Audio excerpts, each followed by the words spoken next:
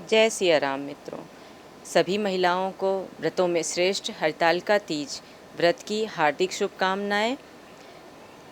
हरतालिका तीज व्रत जो कि भाद्रपद मास के शुक्ल पक्ष की तृतीया तिथि को हस्त नक्षत्र में रखा जाता है।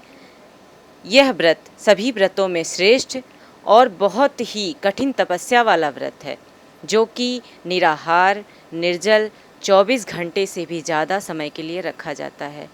यह व्रत सभी महिलाएं, वो कुंवारी हों या सुहागन हों या विधवा हों, सब रखती हैं, क्योंकि जो सुहागन महिलाएं हैं वो अपने पति की लंबी आयु, अपने सुखी दाम्पत्य जीवन, सुख संपत्ति, पति से उनका प्रेम बना रहे, उनका एक जन्म नहीं कई जन्मों तक उनका रिश्ता ऐसे ही अटूट बना रहे, इसके लिए रखती हैं। और जिन कुंवारी कन्याओं के विवाह में विलंब हो रहा है या उन्हें मनचाहे वर की प्राप्ति चाहिए या उनको शिव के जैसा पति चाहिए, वो कन्याएं भी बिना विवाह के ये व्रत रख सकती हैं। इसके साथ ही साथ सुहागन और कुंवारी कन्याओं के अलावा विधवा स्त्री भी व्रत रख सकती है, क्योंकि शास्त्रों में लिखा हुआ है कि ये व्रत जीवन पर्यंत काल में कभी त्यागना नहीं चाहिए स्त्रियों को। यह व्रत जब से स्त्रियां रखना शुरू करती हैं तब से लेके मरणोपरांत तक ये व्रत रखना है उनको। तो इसलिए विधवा स्त्री के लिए भी ये व्रत रखना बहुत ही ज़्यादा अनिवार्य है। हमारे भारतवर्ष में जो भी त्यौहार या जो भी व्रत रखे जाते हैं, प्रत्येक वर्ष इन त्योहारों पर, व्रतों पर विभिन्न विद्वानों की, पंडितों की अपनी अलग अलग टिप्पणी होती है, अपने अलग अलग तर्क होते हैं।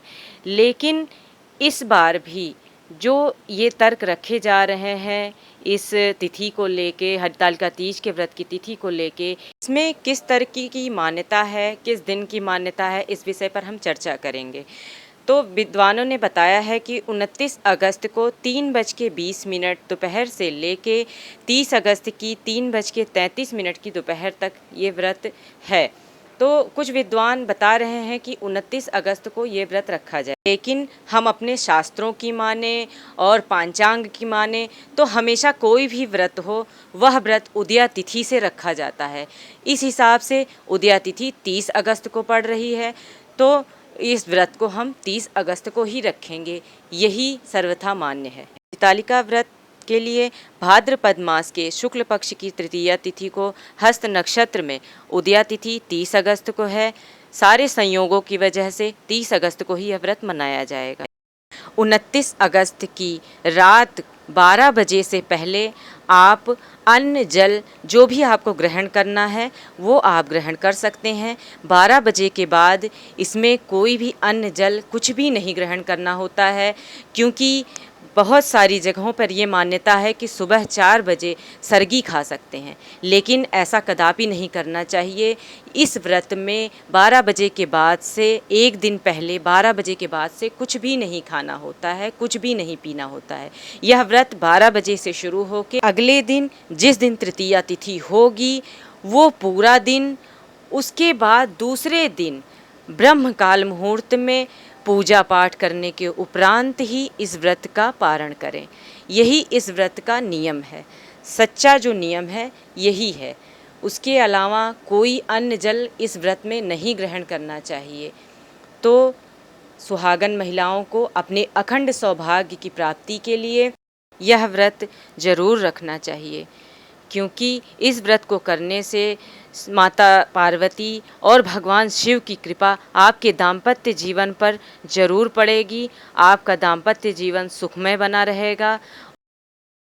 इस व्रत को शुरू करने के लिए और समाप्त करने के लिए पूजा का जो विशेष मुहूर्त है वो है कि आप 30 अगस्त को ब्रह्मकाल मुहूर्त में उठें, स्नान आदि नित्य क्रियाकर्म करके उसके बाद शुद्ध होकर सवेरे भगवान की पूजा करें और मन में संकल्प लें कि आज हमें ये व्रत पूरा करना है और भगवान शिव और पार्वती आपको इस व्रत को पूरा करने की शक्ति दें, क्योंकि यह व्रत बहुत ही कठिन होता है, स्त्रियों के लिए बहुत ही ज़्यादा कष्टदायक होता है, लेकिन अगर आप भगवान शिव और पार्वती का नाम लेते रहें तो आपको बिल्कुल पता भी नहीं चलेगा और ये व्रत आपका पूर्ण हो जाएगा। और भगवान के नाम के संकल्प के साथ यह व्रत पूर्ण होने में कोई संदेह नहीं है।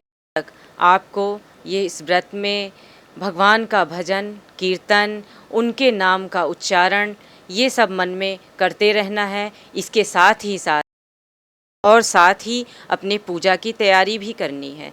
शाम को स्नान आदि करके 6:33 से पूजा करने का शुभ मुहूर्त शुरू हो जाता है, क्योंकि इस समय पर ही प्रदोष काल भी होता है।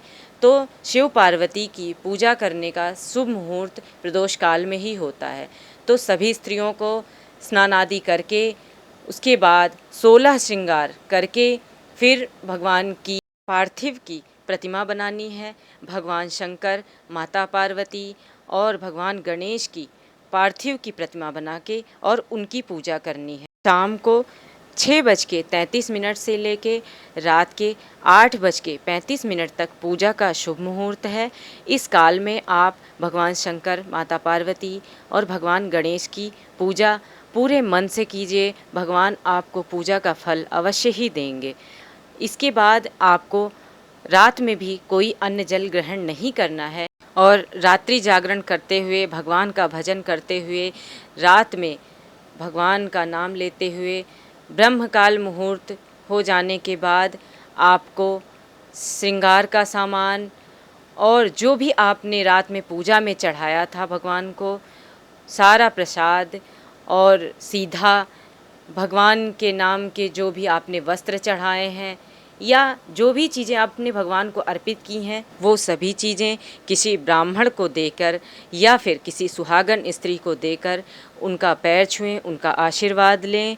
उसके बाद आप अपने व्रत का पारण करें। तो मित्रों, हरतालिका तीज व्रत का शुभ दिन, शुभ समय और पूजा का मुहूर्त मैंने आपको इस वीडियो में पंचांग के आधार पर बताई है।